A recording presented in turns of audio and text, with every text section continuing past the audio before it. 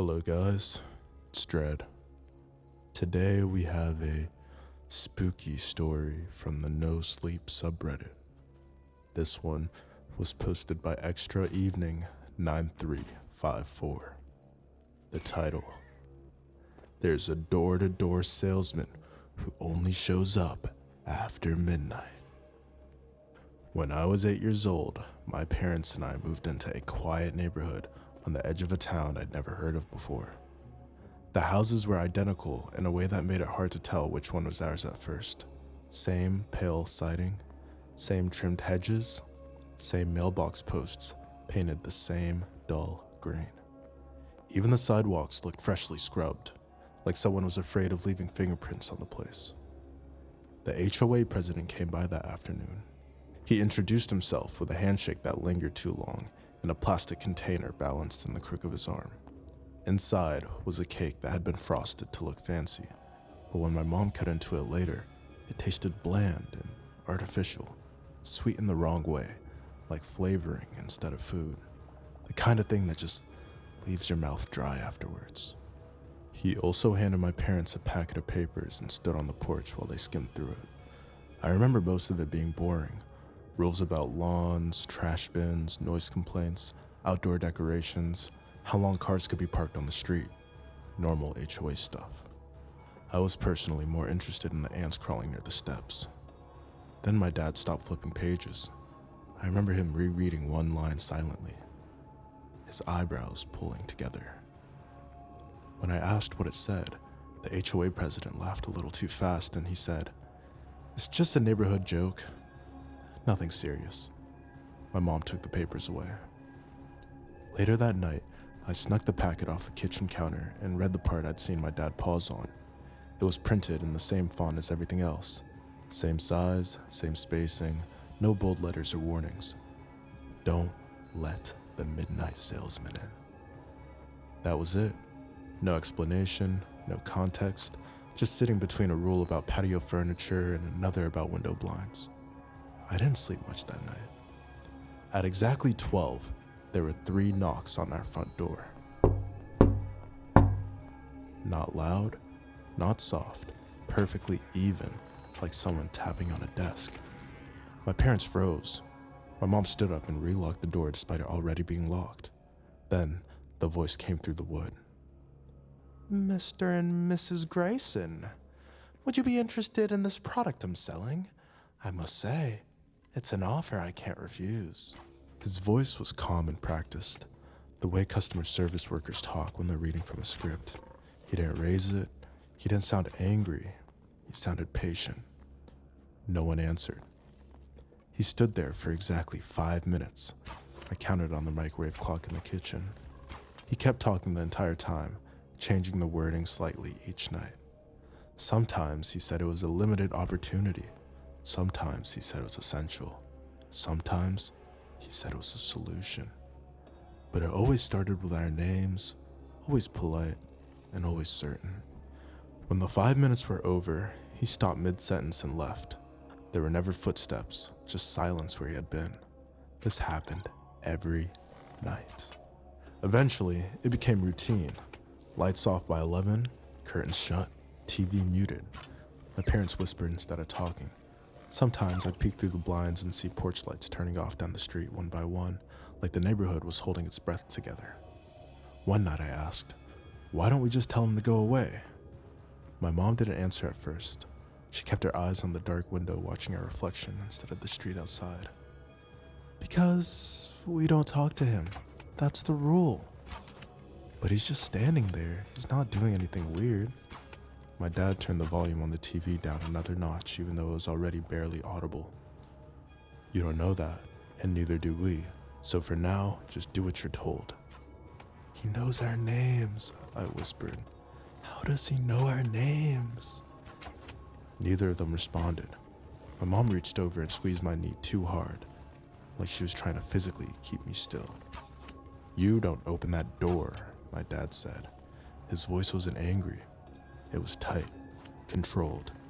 "You don't answer him. You don't look at him. You don't think of him. You stay away from the front of the house after midnight. Do you understand me?" I nodded, even though I didn't really understand anything except that they were scared. After a few weeks, the fear turned into something else. Curiosity, frustration. I was tired of hiding, tired of being quiet in my own house. One night, before my mom could grab my arm, I walked to the door and unlocked it. The salesman was standing just outside the reach of the porch light. He looked normal, too normal. Clean clothes, neatly combed hair, empty hands, no bag, no clipboard, nothing to prove he was selling anything at all. Before I could say a word, my dad rushed forward and shoved me backward into the hallway, hard enough that I fell. The salesman didn't even glance at me. His eyes locked onto my father instead, and his smile widened, just slightly. He said my dad's name like he'd known it for years. I don't know what was said outside. The door closed behind them, and the wind started immediately, rushing through the trees so hard the windows rattled. The pressure in my ears made everything feel underwater.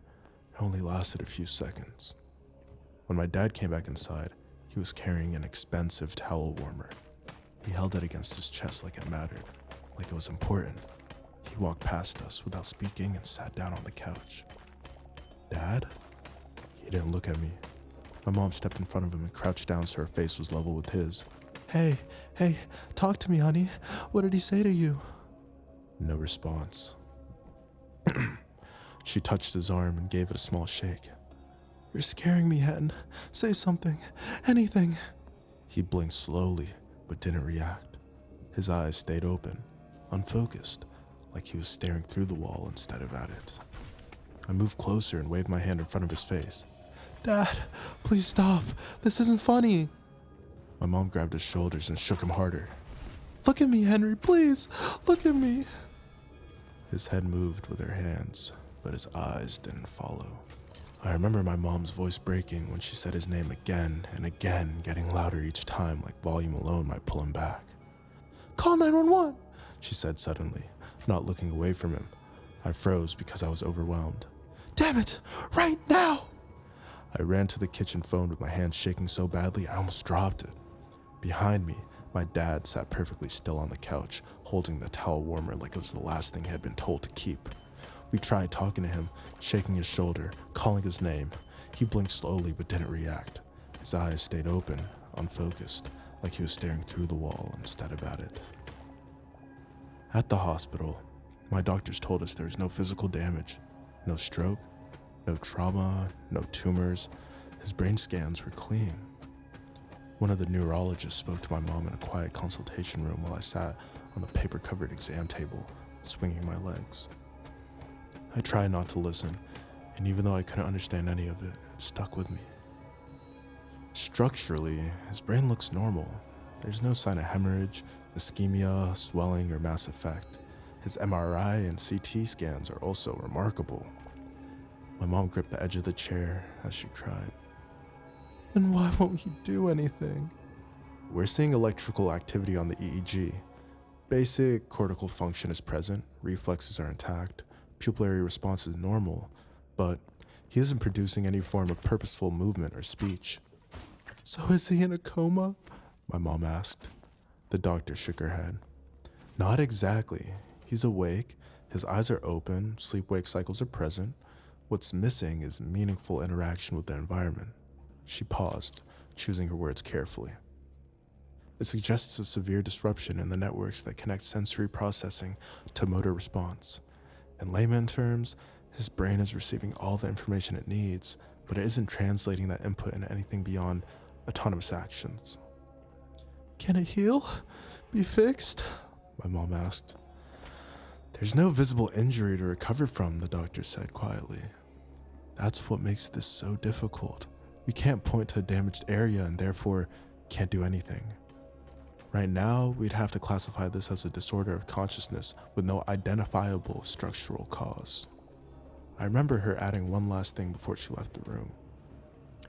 It's extremely rare to see this in patients without trauma, which means we don't have a clear explanation. I'm sorry, but there's nothing we can do for him. He never came back. Not really. He still sat in the living room sometimes, still somehow ate food if it was put in front of him, still breathed, but nothing inside him mattered anymore. It was like the salesman had taken whatever part of him made him, him. My mom stayed in the house even after I left. I left for college when I was 18. Moving out felt less like freedom and more like escaping a house that had already gone quiet. I went to a state school a few hours away and studied something practical because I didn't know what else to choose. I avoided talking about my dad. When people asked why I never went home for the holidays, I said there had been a medical emergency and left it at that. I started seeing a therapist during my second year because I kept waking up at midnight for no clear reason. We talked about trauma and anxiety, how kids can internalize things and blame themselves for what they had no control over. I never mentioned the salesman. Some things felt safer staying unnamed. My mom kept my dad in assisted care while I was gone. I helped pay when I could. There were specialists, rehabilitation programs, and quiet hospital rooms that all blended together after a while. When I visited, I talked anyway. About classes, about dumb campus problems, about the weather. He never answered. Sometimes, I thought his eyes followed me when I stood up to leave, but the nurses said it was involuntary, and eventually I stopped asking. I met my wife during my last year of college. We started studying together and slowly built something normal. At first, I told her my family situation was complicated. Later, I told her about my dad, about the silence, about the house. She didn't push for details I wasn't ready to give. When we got married and talked about where to live, I told her anywhere that wasn't my childhood neighborhood. She agreed without hesitation. Meanwhile, my mom couldn't afford to move. I think she was also afraid to leave. The knocking never came again after that night, but the rule was still there, sitting in the HOA packet in the drawer, untouched, waiting. Yesterday, my mother passed away. I spent the day signing papers, making phone calls, packing hospital belongings into plastic bags. When I came home, the house felt bigger than it ever had before. Too quiet. No monitors, no murmured conversations, just empty rooms and furniture that suddenly belonged to no one. The house is in my name now. While going through the filing cabinet, I found the old HOA packet. The pages were yellowed. The rule was still there, exactly the same. Don't let the midnight salesman in. It's almost 11:30. And that's the end of There's a Door-to-Door Salesman Who Only Shows Up After Midnight. If you like that story, show some love to Extra Evening 9354 on the NoSleep subreddit. And also subscribe to the channel and leave a comment down below on what you want me to read next. Thanks for watching. It's Dread, and goodbye.